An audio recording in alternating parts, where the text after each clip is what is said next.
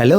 ஒரே ஒரு தடவை இஃப்தாருக்கு இந்த மாதிரி ஹெல்த்தி அண்ட் டேஸ்டியான ஃப்ரூட் கஸ்டர்ட் செஞ்சு கொடுத்து பாருங்க. அதுக்கப்புறம் இதே மாதிரி தான் உங்ககிட்ட வந்து செஞ்சு கேட்டுக்கிட்டே இருப்பாங்க. அதுக்கு நான் கேரண்டி. இப்போ வாங்க அந்த ஃப்ரூட் கஸ்டர்ட் எப்படி செய்யலாங்கிறது பார்க்கலாம். அதுக்கு நான் 1 லிட்டர் வந்து பால் வந்து எடுத்திருக்கேன். பால் இப்போ நல்லாவே பாயில் ஆகட்டும். அதுக்கிடையில பார்த்தீங்கன்னா நான் வந்து ஒரு 3 டேபிள் ஸ்பூன் வந்து கஸ்டர்ட் பவுடர் எடுத்து அந்த ரூம் டெம்பரேச்சர் இருக்கிற மில்க்ல வந்து அதை வந்து எந்த ஒரு லம்ஸுமே இல்லாம அதை நான் வந்து கரைச்சி எடுத்துக்கிட்டேன். பால் நல்லா கொதிச்சோன்னே நான் இப்போ வந்து ஒரு 1/2 கப் வந்து சீனி வந்து இதுல வந்து ஆட் பண்றேன். அதுக்கப்புறம் நம்ம மிக்ஸ் பண்ணி வச்சிருக்க அந்த கஸ்டர்டையும் வந்து இதுல வந்து நம்ம வந்து ஆட் பண்ண போறோம். கஸ்டர்டை வந்து பால்ல வந்து மிக்ஸ் பண்ணதுக்கு அப்புறம் நல்லாவே வந்து மிக்ஸ் பண்ணிக்கிட்டே இருங்க. ஒரு திக் கன்சிஸ்டன்சிக்கு வந்துடும். அதுக்கப்புறம் அதை தனியாக எடுத்து வச்சுக்கோங்க. அந்த கஸ்டர்ட் நல்லா ஆறுனதுக்கு அப்புறம் நான் வந்து ஒரு 2 to 3 ஹவர்ஸ் வந்து ரெஃப்ரிஜரேட் பண்ண போறேன். இந்த கஸ்டர்டை இன்னும் ஹெல்த்தியாக்க சில இன்கிரீடியன்ஸ்லாம் நான் ஆட் பண்ண போறேன். என்னன்னு பார்க்கலாமா? ஒரு பவுல்ல 1 கப் மக்கானா, 15 பாதாம், 15 முந்திரி, 1 கப் மில்க், ஒரே ஒரு வாழைப்பழம், இது எல்லாத்தையுமே ஒரு 1/2 hour ஊற வச்சுட்டு ஃபைன் பேஸ்டா அரைச்சு எடுத்துக்க போறேன். ஏற்கனவே ரெஃப்ரிஜரேட் பண்ண அந்த கஸ்டர்ட்ல இன்னைக்கு நான் என்னென்ன ஃப்ரூட்ஸ்லாம் ஆட் பண்ணிருக்கேன் அப்படின்னு பார்த்தீங்கன்னா ஆப்பிள்,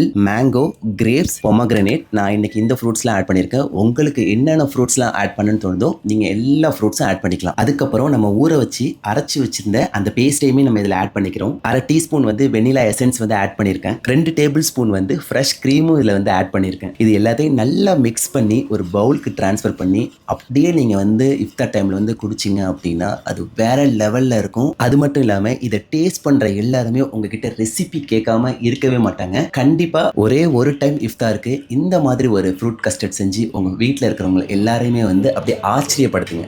உண்மையாவே டேஸ்ட் வேற லெவல்ல இருக்கு. இந்த ஹெல்த்தியான ஃப்ரூட் கஸ்டர்டை நீங்களும் உங்க வீட்டில் ட்ரை பண்ணி பாருங்க. அதே மாதிரியே இந்த மாதிரி யூஸ்ஃபுல்லான கண்டென்ட்லாம் பார்க்கணும்னா நம்மளோட பேஜை ஃபாலோ பண்ணி வச்சுக்கோங்க. பாய்.